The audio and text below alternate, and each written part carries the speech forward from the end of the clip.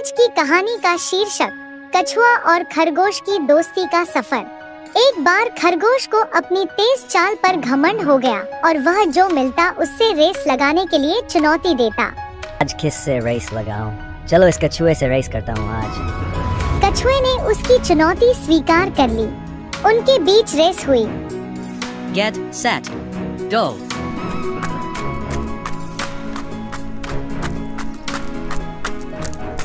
खरगोश तेजी से भागा और काफी आगे जाने पर पीछे मुड़कर देखा। कछुआ कहीं आता नजर नहीं आया। उसने मन ही मन सोचा कछुए को तो यहाँ तक आने में बहुत समय लगेगा, चलो थोड़ी देर आराम कर लेते हैं। और वह एक पेड़ के नीचे लेट गया। लेटे लेटे कब उसकी आंख लग गई पता ही नहीं चला। उधर कछुआ धीरे धीरे मगर लगातार चलता रहा। बहुत देर बाद जब खरगोश की आंख खुली तो कछुआ लक्ष्य तक पहुंचने वाला था। खरगोश तेजी से भागा, लेकिन तब तक बहुत देर हो चुकी थी और कछुआ रेस जीत गया। इस कहानी के माध्यम से हमें यह सीख मिलती है कि धीमा और लगातार चलने वाला रेस जीतता है। यह कहानी तो हम सब जानते हैं। अब आगे की कहानी देखते हैं। रेस हारने के बाद खरगोश निराश हो जाता है।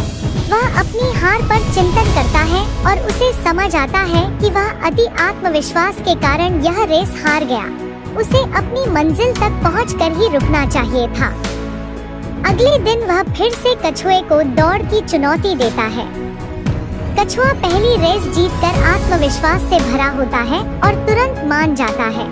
कछुआ और खरगोश की फिर से रेस होती है। Get set, go. इस बार खरगोश बिना रुके अंत तक दौड़ता जाता है।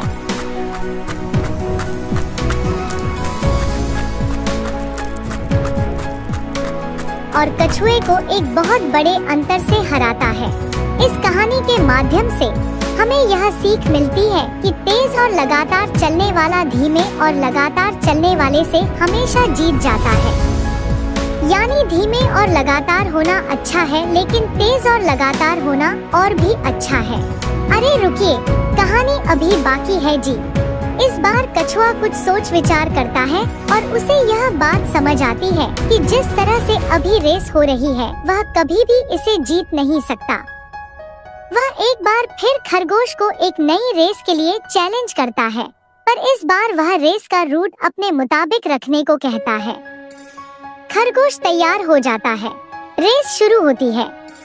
Get set, go. खरगोश तेजी से तय स्थान की ओर भागता है, पर उस रास्ते में एक तेज धार नदी बह रही होती है। बेचारे खरगोश को वहीं रुकना पड़ता है। कछुआ धीरे धीरे चलता हुआ वहां पहुंचता है, आराम से नदी पार करता है और लक्ष्य तक पहुंचकर रेस जीत जाता है। इस कहानी के माध्यम से हमें यह सीख मिलती है कि पहले अपनी ताकत को पहचानो और उसके मुताबिक काम करो, जीत जरूर मिलेगी। अरे रुकिए, कहानी अभी भी बाकी है जी। इतनी रेस करने के बाद अब कछुआ और खरगोश अच्छे दोस्त बन गए थे और एक दूसरे की ताकत और कमजोरी समझने लगे थे।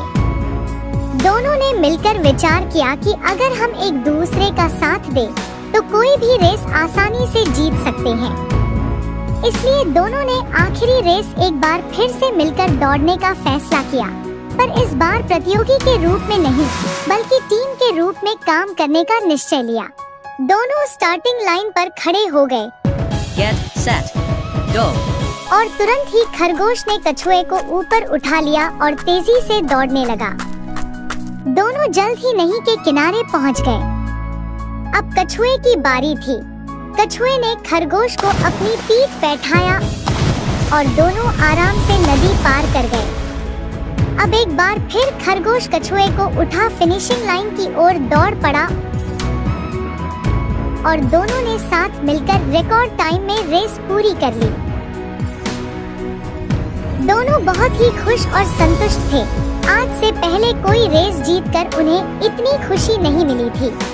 इस कहानी के माध्यम से हमें यह सीख मिलती है कि टीम वर्क हमेशा व्यक्तिगत प्रदर्शन से बेहतर होता है। व्यक्तिगत रूप से चाहे आप जितने दक्ष और होनहार हो, लेकिन अकेले दम पर हर मैच नहीं जिता सकते। अगर लगातार जीतना है तो आपको टीम में काम करना सीखना होगा। आपको अपनी काबिलियत के अलावा दूसरों की ताकत को भी समझना होगा और जब जैसी परिस्थिति हो उसके हिसाब से टीम की ताकत का इस्तेमाल करना होगा। आशा है आपको यह कहानी पसंद आई होगी। अगर आपको हमारा वीडियो पसंद आया हो तो कृपया इसे लाइक, शेयर करें और हमारे चैनल को सब्सक्राइब करना न भूलें। फिर मिलेंगे ऐसी ही और भी मनोरंजक कहानियों के साथ। धन्यवाद।